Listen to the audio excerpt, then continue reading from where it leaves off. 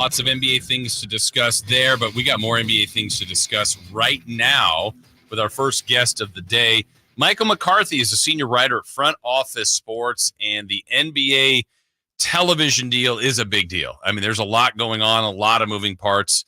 Let's get someone that's on the know and can help us organize this much better than we can. Again, Michael McCarthy joining me, Jason Ross. Michael, good morning. How are you? Great, and thanks for the invite. Yeah, well, appreciate you coming on. I saw your post yesterday, and this NBA new TV deal has a lot of different layers to it. There's a lot of different things going on. I think most people that have been longtime NBA fans like myself are kind of concerned with the TNT part of this.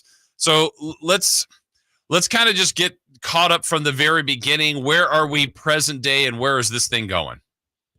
Well, I could glad to announce that this 2-year soap opera, how the hardwood rolls, is finally over.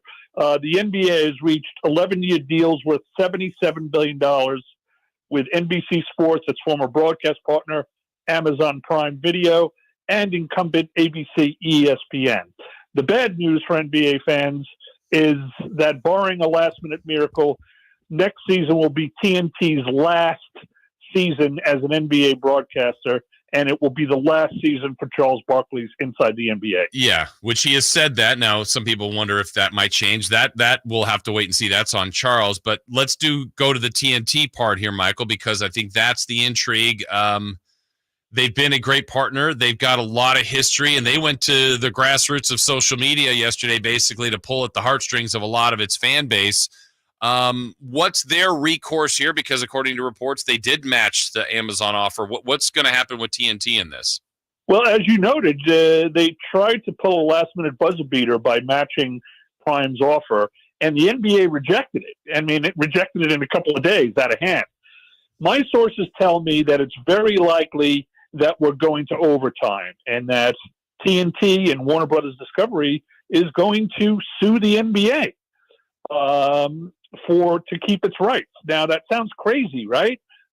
Networks never sue their league partners, but my sources tell me that the TNT feels and WBD feels that they have a solid case, that they feel they've been wronged, that this negotiation wasn't handled properly, and that they're looking to take it to court. And this has happened before. 50 years ago, the legendary Roone Arledge of ABC Sports had his rights taken away by the NBA, and they was sent over to CBS Sports. And Roone didn't sit down and take it quietly either. He went on this warpath that was called Roone's Revenge, and while he lost the suit, he made CBS's life miserable. So what does a lawsuit, as we're talking with Michael McCarthy, senior writer at Front Office Sports, what does a lawsuit like that look like? I mean, obviously, what are they trying to get out of a potential lawsuit like this? Well, it could take all sorts of, potential permutations, but I think, that the basic approach would be that the claim that allegedly the NBA didn't negotiate in good faith, that TNT, in fact, had matching rights, and that once they matched Amazon's bid, that should have been it. End of story. They should have kept the rights. And that the NBA was in the wrong by declining its match. The other thing too is here, you were talking about big corporations maneuvering. Do they really want a costly lawsuit that could take months, years, cost hundreds of millions of dollars in legal fees? I mean, this whole thing could be sort of negotiating and maneuvering for a settlement of some kind between perhaps the NBA pays off TNT with a settlement, or perhaps to avoid a lawsuit, NBA gives TNT a smaller, cheaper, but face-saving fourth package that would keep them in the business. I mean, that's going to be fascinating to watch. Now, on this side, look, all of us, myself included, I'll say, are, the sentimental part of it is, look, I'm attached to this show, to Ernie and Shaq and Kenny and Charles. It's just been great television for years. But I want to go back to the negotiating part of this. Michael, how much to blame is TNT for this? I mean, we're seeing the end result where they're throwing this last-ditch effort in, but did they misplay this along the way? I think TNT has been an amazing NBA partner. I think their parent company, Warner Brothers Discovery, misplayed their hand. David Zaslav, the CEO of the company, went out for Wall Street a couple of years ago and said, we don't need the NBA. and we're going to be disciplined, and we're not going to overspend. Well, guess what? Commissioners don't like to hear that come negotiating time. They want their network CEOs to say that they're the greatest thing since sliced bread, and they're going to do whatever they can. So that was a big blunder. The second blunder WBD made is they let this thing extend beyond the exclusive negotiating period. I don't think they saw NBC coming. They knew Prime was coming, but I think NBC came out of left field with this huge deal and really took WBD by surprise. On the overall package, then, look, it's a fantastic deal for the NBA. Were you surprised by the length of the deal? Because, look, there's security in that, and it's a ton of money, but just with the ever constant changing platforms and I don't know, escalation in prices, could a 6 or 7 year deal have been better off, or you think this was overall just a good deal for the NBA? You know, that is a really great question, because the standard length of these deals is usually 9 to 10 years. And you could argue that it would have been better to do a 6 or 7 year deal, since sports rights keep going up, up, and up. But then again, I think Silver and the NBA owners have to take a look at the economy. The economy's teetering. We could be going into a recession, and there's been a lot of predictions that the sports rights bubble is going to pop sooner or later. So I think it was smart on their behalf to do an 11-year deal. But to your point about 6 or 7 years, is the NFL put it in the opt-out clause in its deal, its 10-year deal, that it can get out after 7 years.